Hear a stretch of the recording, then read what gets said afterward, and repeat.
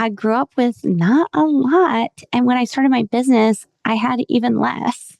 I didn't have a support system. Everyone in my life thought, oh my gosh, she's like wasting money. She's falling down into this scam. Like, what is she even doing? How can you make money on the internet? Blogging, that makes no sense. And so there was a lot of distrust in my support system.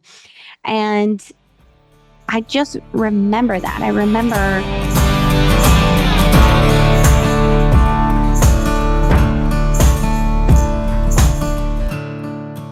You're listening to the 7-Figure Leap podcast. We're here to leverage rich relationships and smart strategies to take your business to the next level. Here's your host, Dustin Rieckman. Well, welcome back to the 7-Figure Leap podcast. My special guest today, Liz Wilcox, is unique in that I think she's the only person, at least so far, that I've invited to the show because I heard her as a guest on another show. And I was like, I have to have Liz on my show. Many times these guests, as I like to always give an intro on how we met, I haven't actually met Liz until our little pre-recording session here. And so she is a very special guest because she was like begged and pleaded to please come share with the 7-Figure Leap audience all your genius around low ticket memberships. And she has an amazing story about why she does the things that she does. So Liz, I'll kind of turn the mic over to you and let you give yourself a brief introduction and we'll hop right into the strategies. Well, I don't know. That was pretty much perfect. That was a great ego boost. I'm going to go to sleep so good tonight. What's up, friends? My name's Liz Wilcox. And you know that feeling you get when you listen to an amazing podcast like Dustin's and there's somebody that comes on and says, email, and you get all hyped up and then you log into Kid or Flowdesk or something. And then you probably feel kind of stupid. You have no idea what the heck to say. Well, what's up? Again, I'm Liz Wilcox and I help eliminate that problem. I currently run a $9 membership, which I'm pretty sure we're going to talk a lot about today. That just helps people write emails, write them quicker, write them better so that they can get on with their lives. Amazing. Yes. So we're definitely going to talk a lot about email marketing. We're also going to talk a lot about podcast guesting. Of course, it's a passion of mine and something I love to help people with. It's been responsible for me getting from growing a B2C company. And now I have this B2B company, which is another thing Liz and I have in common. So Liz, I guess go as far back as you feel compelled where it makes sense to kind of get into this transition. Maybe it's from the time of running a B2B or B2C company and having all the responsibilities and the family life that you have and then making this transition over into being like the email marketing queen and wherever you think is most appropriate to pick up the entrepreneurial journey. And really what I want to get into is why in the world do you do a $9 membership and here in 2024 and why you've been doing it for so long? And then of course, we'll talk about where this is going from here. Yeah. So I started as a travel blogger. I bought an RV. I started Googling how to take care of the RV. I started seeing things like blogs, checking out podcasts like Dustin's. And I was like, wait, people move these things. People make money on the internet without taking their clothes off. This is crazy. I've got to get in on this. And so I started the travel blog, but I started it as a business. Unlike a lot of business to consumer ventures, especially online, they start off kind of as hobbies. So I just love sharing this information. I started it as a business. So the day I launched my blog was the day I launched my email, was the day I started trying to figure out what product to create to sell to that email list. I got really good at it. My first product, let this be inspiration to you that what you're creating is value. My first product, guys, it was a book on poop. It was just a funny, silly story about, terrible, crappy RV stories. And it sold. I had 300 people on my email list. I made something like $7,000 in the first few months. It got picked up by an international sponsor, yada, yada, yada. By the end of 3.5 years, I just knew I was really good at talking to my email list, making connections, and creating products based on those connections. So I sold that business. I went all in on the email marketing thing. And that's when, and I think what Dustin is alluding to, I created this little $9 membership because I knew Dustin and I have this in common. We grew up pretty poor. We had to rise above our own circumstances. We had to, use our brain power to get out of there. And once I figured that out, I wanted to meet other people like Dustin, meet other people like me, to help them bring themselves out of whatever circumstance they were tired of.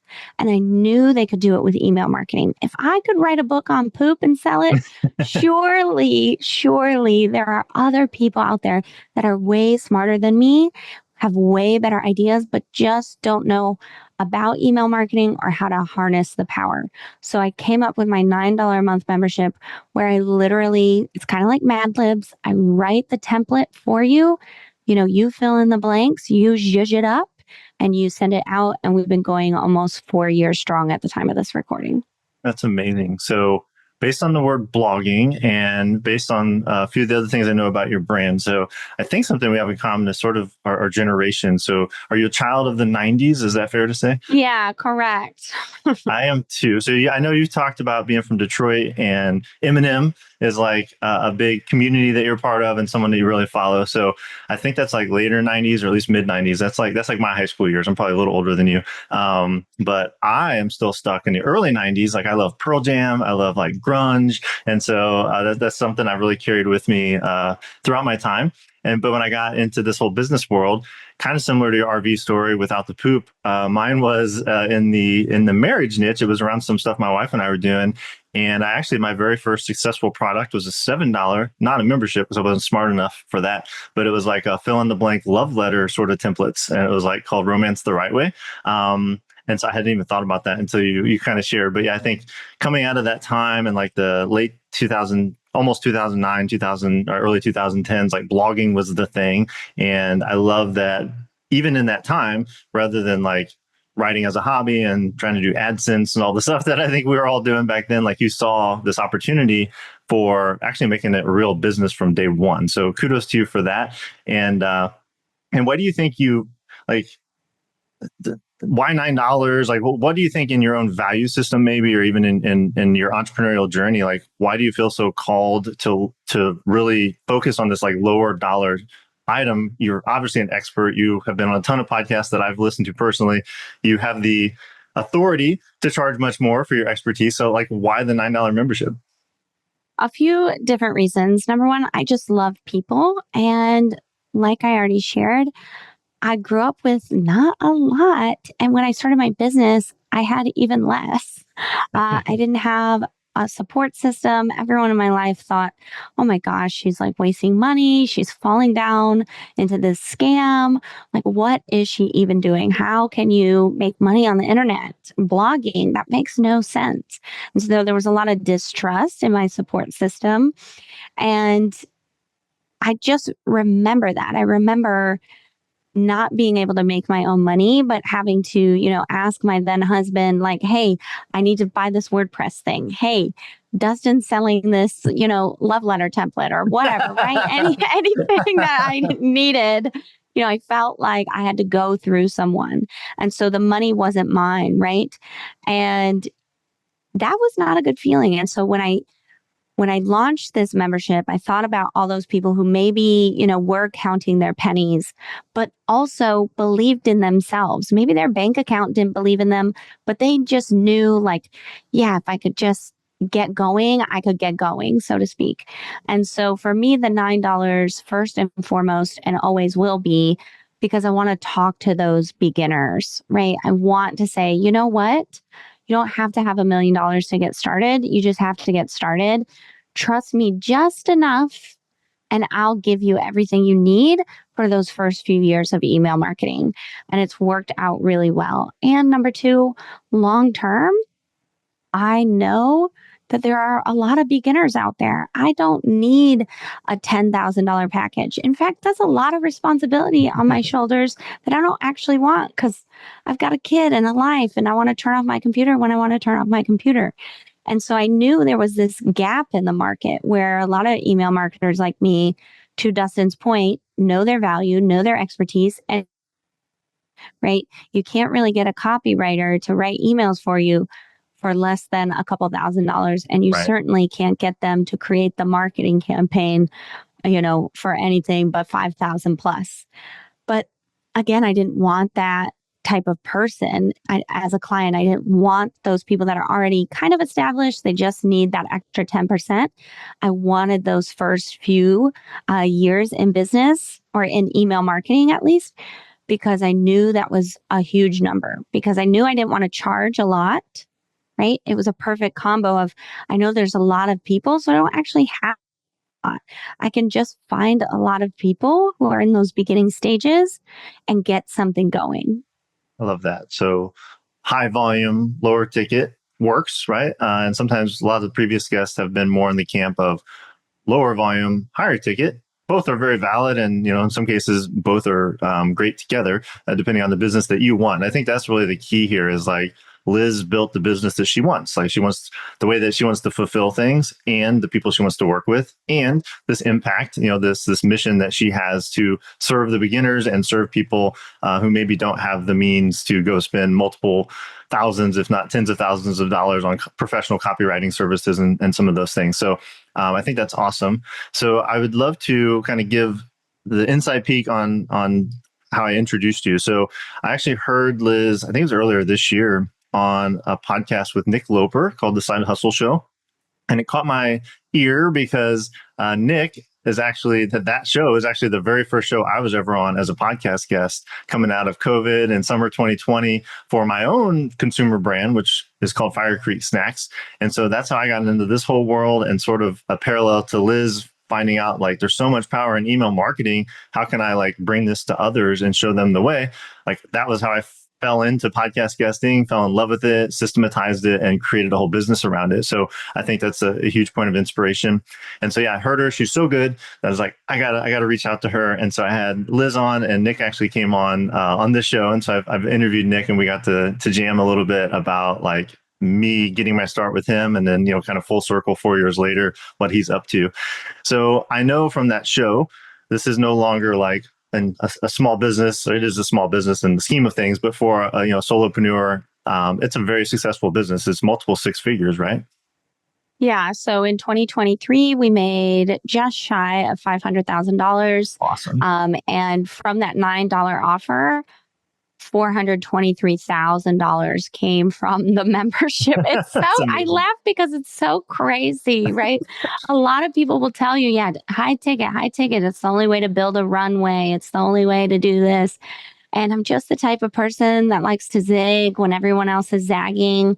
And I love what Dustin said about building the business that I wanted. I wanted a low responsibility. I can turn off my computer. I can tell people, for $9, you're going to have to, upgrade to this workshop, or I'll get to that next week, or come to the live Q&A and ask that question, because it's $9. It's, low responsibility on my part, which I love, love, love. But yeah, podcast guesting is one of the ways I've really grown it. I've been on over 300 podcasts and digital summits to grow the business.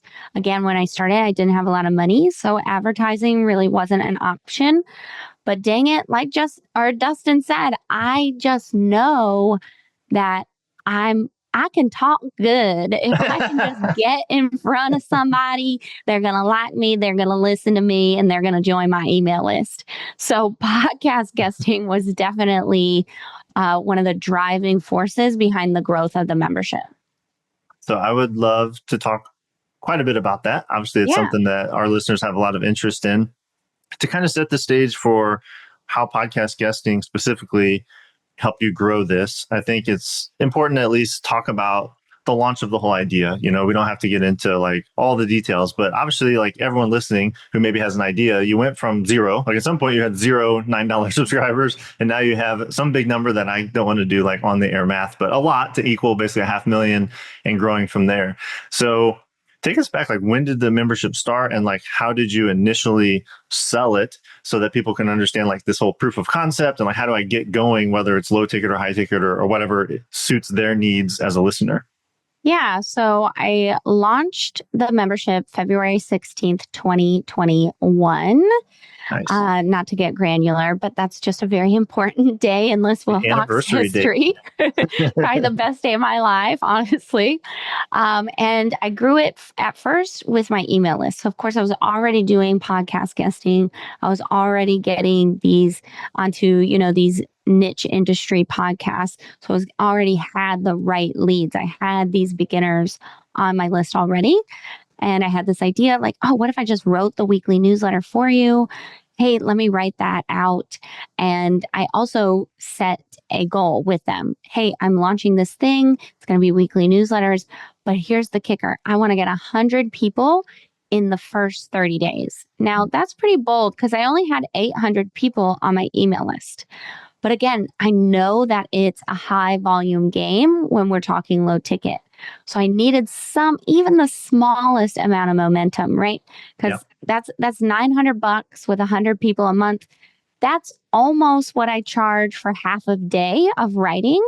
And so, that could be worth it. And I also know with a product, if you can build some hype around it, you're going to succeed more.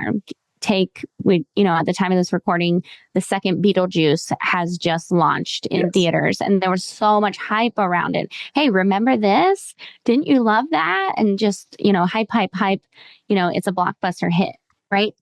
So very similarly in those first 30 days, 100 people. Will you be number 67? Will you be number 72? Oh my gosh, we hit 100. And that helped me gain some momentum, not only in the business to continue selling, but personally, right? Especially with low ticket, I needed to be hyped all the same, right? A lot of people try low ticket. And after a few months, it's like, I resent having to create this content because I've only made 10, 20, 30 sales. I'm not really making any money. It's taking a lot of time. And so making that goal for me, it was like $900 a month. That's not too shabby. That's worth creating the content. And it just grew from there. I love that. So one of the things you said there, I think is really nuanced, but really important is you gave those, I'm sure you still do this to some extent through launches and things that we'll talk about, but in the earliest days of this, the first 100 members, they truly had an identity. Like they had a role in your story. Like you are number 71, like you are number 77. Like I think that is something that people could conceptualize for their own promotions, their own email marketing, like giving people a role in the story where it's your story, but they're like an important part and you're in a sense their guide, right? So I'm in the story brand and that whole world. And so I like to pick up on the story, and I'm sure you're writing like this. Was it the base of the membership, as I understand it, are weekly templates, right? So for, again, 3+ years, we're coming up on the 4th anniversary here in early 2025. You've written and delivered a weekly templated email that people can then customize and use in their own business, right? That's correct. Yeah. And so what role do you feel like then I'm going to go right back to podcast guesting, but like what role do you feel story plays even in those like templated emails where they have to actually be personalized to every recipient to make it make sense to their audience? Do you give them prompts and things to make sure they're personalizing it and making it part of their own story, even though Liz was the mastermind behind the template? Yeah. So I give them a lot of the marketing piece, right? Like this is the reason why we're sending this email. So it's not just a template. You get a written explanation, you get a video explanation, and you get 2 samples from 2 different business types. So you can see what the template is actually trying to do. As far as, varying the content and creating your own story, the way Dustin writes it is not the way Shahar is going to write it, is not the way Liz is going to write it, right? And so in my line of email marketing, I say, save the stories for when you've really got a juicy one. And so some templates are story based and I walk you through how to create the story for yourself. But most of the templates are more when it comes to the story, when it comes to the personal connecting, I have you write a personal update. And it's just 2 to 3 sentences about something you've done since the last time you emailed. So you don't have to worry too much about, should every email tell a story? That's really, really hard, right? Yes. And sometimes people don't want to read stories. They just want you to share the next podcast episode, for heaven's sakes, right? I shouldn't have to, it's like a recipe blog. Like, why is there a story here? I just want the recipe. That's a lot of subscribers feel that way. So as far as, telling stories and being able to vary it, there are certain storytelling templates in the membership, but a lot of them are just very values connection based. And you don't need to tell a long story. Love that. So let's just dig in for a second on the strategy behind podcast guesting. So going back to the early days, you've done 300, which is probably triple what I've done as the podcast guesting guy, in air quotes. Like very admirable. You've put in a lot of reps. You've done an amazing job. That's how we met. But tell me, like, I guess in the beginning and then fast forward to like now, what is the strategy behind podcast guesting? Because a lot of people hear that and they're like, I don't really know like how to do it or what would I say or who do I talk to? So in the early days, was it kind of inbound interest? Like, sure, I'll show up and I'll be interviewed, or were you always very intentional in making like a list of targeted podcasts? Like, how does this evolve for you? I have not ever been super intentional. To be honest, I don't listen to podcasts. I probably listen to less than like 10 ever. That's awesome. But I know that and this is the strategy, if I can get in your ears for 20, 30, 40 minutes, because I know right now you're listening to this podcast, you're probably not just sitting on the couch taking notes, right? You're in the carpool line, you're on your way home from your regular 9 to 5, you're doing the dishes, you're taking the dog for a walk. So I'm doing all those things with you right now, right? Yep. So I know if you stop, like at the end when Dustin says, "Hey Liz, where can we find you?" I know if you join my email list at the end, you're actively engaged already. You're already mostly sold on Liz Wilcox and her expertise. And that's the number one reason I decided to go with podcasting in the first place. So another strategy is I will, especially at the beginning, even if I was just talking to the host and convincing the host of what I had to say, that was enough for me, right? Yes. At the beginning, it's all about just making connections. I've said that a few times already, right? It's not about, I was on Entrepreneur on Fire. I don't even know what the big podcasts are nowadays. Since you don't listen, you wouldn't know. Right. It's all about seven-figure leap. Oh my gosh, I made it. I wouldn't have reached out to Dustin immediately. It was, I would get on, stuff like podmatch.com. I think it cost me like $10. I don't know what it costs now, but it was just about making connections, making a little bit of a name for myself. And then last, when I got on the podcast, doing an incredible job so that when we wrap up, we, hit the end recording button, Dustin says, "Oh my gosh, Liz, you did a great job." I could be brave enough to say, "Well, if you mean that, if you know any friends who have podcasts who need this topic, introduce me. I can introduce you, because I was on these other shows, maybe this one would be a good fit." So again, it was all about building the network, thinking long term, not thinking this podcast has to make me X amount of dollars. It was, how can I make Dustin as the host look like an absolute freaking superstar so that his people say, "This was a great episode." And he says, "Liz, let me introduce you to someone else." I love that so much. So, Liz has not been in my world, but this is like right out of the textbook of what we teach about, relationships first, providing a win-win-win relationship, right? Like make the host look good. Of course, you look good as the guest and the audience wins because they learn something valuable, they get inspired, etc. But I think that's a really key thing that you shared is not putting the pressure on yourself that like the words I say over 30 minutes are going to like make or break everything. Like, just the relationship with the host can be well worth the investment of the time and energy to be on the show. And like I was fortunate to speak a few times this year about podcast guesting. And I always open with like, "Hey, I'm going to teach you a lot of cool stuff about like strategies and tactics and how to monetize and all that stuff. But the number one rule here is podcast guesting is so powerful because it is a way to build quality relationships at scale." And I think that is the overarching theme. And that's what I've heard from you. You've said connections. And I might say relationships or network or whatever word you might use, but it's really about the human to human connection. And I think that's really one of the things that's so powerful about this medium is because we build a relationship with you. Yeah, like you said, I'd be walking or running or driving a car, but we are in this sort of like semi-hypnotic state, which is a healthy thing. And we get to really know you. We get to know a little bit, about the, I just noticed the NSYNC record over your shoulders. So that's not my jam, but it is my wife's. And so, these little nuanced things, growing up, in Detroit are Eminem fans, or you shared with me recently on the show Survivor. Just like these little things that you'll remember about Liz, and it will endear you to her. And it's nothing manufactured; it's just a natural part of her story, and that's the human connection. And that's one of the reasons I just love podcast guesting so much. So I know you explained like how you got into it, sort of how it's evolved. So in your present state, I'm sure you're more busy. You've got a $500,000 business. You have more inbound interest, and people want to partner you with summits and different things. So like in Liz 2024, how do you think of podcast guesting? Has it become more strategic, or is it all inbound? You kind of take it as it comes and do you just have fun with it? Or is it like, is there actually a marketing plan behind what you're doing with podcasting?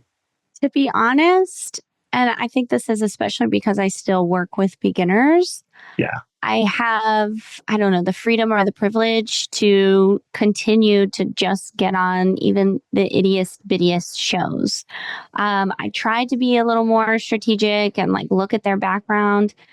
But for me personally, it just made me feel kind of bad. And Yeah. I'm such a long-term thinker. Like I'm thinking 10 years into the future that I'm like, well, maybe this person will know someone who will know someone. I have no idea who's going to listen. And again, even if I'm just talking to the host that day, I don't know who that host will become one day. For example, I used to just be an RV travel blogger. I had this friend who I'd met online named Eden Freed, and she teaches online business to women usually. And we were just friends. I had nothing to give her. She had nothing to really give me. And then when I got into the email marketing thing, she said, oh, finally, you can be a part of my digital event. I want you to be my first speaker of the day. And that kind of set me off, right? But if I had just, like, there's nothing we can help each other with, but it was just that human to human connection, right? Yes. And so nowadays I still do a lot of podcasts. I have 9 interviews this week. I think this is my 4th one, and it's Tuesday afternoon already. But also because of the way I've built my business, I have that freedom, right? The templates, I batch them nowadays. I've kind of got this system. We're almost 4 years in that I have become sort of just the face and the voice of the brand. I just show up and serve. I can do a lot of interviews because I don't take clients. I haven't taken a client in almost 3 years. So I have a lot of space. I don't have to be as strategic as Dustin called it, because I have so much time in my calendar. I love that so much. So I want to turn the mic over to you here in just a second and let you teach us one of your favorite strategies. Before that, I'd love to just catch up to present day. We've talked about the revenue. People can do their own math. Is it still like a weekly template? I think you've got like a community. So tell us a snapshot of the offer today, and how you promote it. Like, do you do launch events? Just give us a snapshot of like today. And then from there, paint us a little picture like 3 years in advance. Since you're a long-term thinker, like where do you see this going in the near future? Yeah, I love this question. So we started as just a weekly template membership. There was, I said something like, hey, I think I'll bring in quarterly guest experts and we're going to have a once a month Q&A. Jump to now, it's almost exactly the same. We did move off Google Drive. It's now behind, an actual, you got to log into the WordPress site, but it's almost exactly the same. The only thing I've added is a Facebook group. And so now there is that community aspect. And as far as growing it, I do a lot of affiliate marketing. So let's say Dustin put this in the show notes. I say, hey, man, you want an affiliate link? You get 50% recurring every single month for anyone that signed up. That's a great way to grow, especially with low ticket. And then the second way is I do launches, like Dustin said, where 3 times a year I have something called an annual pass. This is where I can build a lot of momentum. I can get a lot of affiliates involved, because with the annual pass, it's kind of like Disney, right? You're just allowed into the store. You're allowed into the kingdom. And so with an annual pass, you get a year into the membership, hence the word annual, but you also get all my other products for free. So that allows for a major influx of cash, a major influx of members. And it also helps me say, Yep, I'm in it for another year. I'm committing to this membership. I'm not going anywhere. I'm not, what's that song? Take the money and run. I would Yeah. never do that. So we're both committed. When you commit to the annual pass, that's usually run on Black Friday. I have a birthday thing in March and a 4th of July or a Christmas in July special. Um, so now moving into the future, right now we're at about 4,500 members, and I am on a mission. Shout out to my first 100. I am on a mission to get 10,000 members. I would love to have 10,000 members. You can't see behind me, but I've got off to the side little dots, and I every time I get a new member, I squiggle it in. And I would really love to just show people this is the main mission besides, 10,000 members, that sounds cool. Is with 10,000 members, that's a $1.2 million membership. And I just want to prove, especially to my newbies or to my people who don't have the support the way that I didn't have the support, that it is possible to have that 7-figure leap with something low ticket, with serving beginners who don't have a lot. And I am so excited to bring that into life and to find the people who help me do it. Yeah, I love that so much. And she's like so polished, right? She threw 7-figure leap right in there. I didn't have to say it, but like this is another version of a 7-figure leap, right? There's a 7-figure business built on a $9 membership. Like, who would have thunk it? But she's doing it, and I just admire it so much. I think there's so many lessons here. We could do 4 interviews and talk about all the tactics and strategies, but we won't do that. I want to respect your time. So, Liz, I would love to turn the mic over to you for just a few minutes. If there anything sort of comes to you about like a top strategy, something that you think our listeners would really benefit from, I'd love to let you teach, and then we'll wrap up and let people know how to get on your email list and get all the goodies. Yeah. Normally I would share something email marketing related, but I'd love to stay on this vein. And I love that Dustin said, oh, she just threw in the name of the podcast. She's so polished. Y'all, practice, practice, practice. I did not come out of the womb like this. In fact, I was mute until age 7. I was terrified of Wow. speaking. Now that I'm talking about it, my neck is starting to get red because all those like past trauma cells are coming out, right? I have done a lot of practice. And one thing Dustin and I talked about was, even if you're just talking to the host, that's okay to get and book that podcast. It doesn't have to be this wild giant, big fish you're going to catch one day. If you're just focused on, getting those reps in, you're going to one day, get on 7-figure leap and sound amazing, impress the host, make them write reviews about you, right? But it's only when you practice, and you can practice by yourself. You can practice by doing what Dustin teaches you and, do the podcast guesting. Don't cringe too hard at yourself right now. Don't try to come out of, off the block sounding like Dustin or Liz or whoever you're trying to emulate right now. Just do your absolute best and just put in the reps. The last thing I'll say is I love this story. Will Smith talks about, I didn't become the number one paid, actor in the world. I just laid one brick at a time, as perfectly as that brick could be laid. And one day I had my wall. So just build your wall brick by brick. And one day, I can't wait to see it. That's so beautiful. I love that so much. Yeah, some of my favorite and most successful, clients I'm thinking of individual, they happen to all be female, but like individuals who had like a cochlear implant growing up, and one that had a very severe speech impediment. And you just mentioned you were mute till age 7. So I hope that gives people confidence that like people that have way more traumas, to use your word, or impediments or baggage or limiting beliefs or experiences, like real life experiences, like you can still do it, right? And I think getting out there, putting yourself out there, doing the reps, there's no replacement for it. And Liz is a exceptional example of that with what she's built with not only her business and her mission, but doing it through podcast guesting as one of the primary channels. I think that's just a great testament to the power of this medium and just the power of being you, right? Like just being real, showing up, being authentic, being yourself, realizing that ultimately it's a one-on-one conversation with another person that wants to make you look good. And then, if a big audience ends up hearing it, all the better. So, Liz, I am so grateful that we got this time and that we are able to connect. And I think there's much more in the future with summits and collaborations. And yeah, I'll definitely put the link in the show notes, and we'll definitely hopefully send you some new customers as part of your next annual pass. But to close out, like every good podcast guest, I got to give you the floor here to give a compelling call to action and let people know if they want to go deeper into your world, they want to get to know you in a better way. What's the next best step for people? Sure. Of course, I'm an email marketer. I want you to join my list. You can go directly to lizwilcox.com.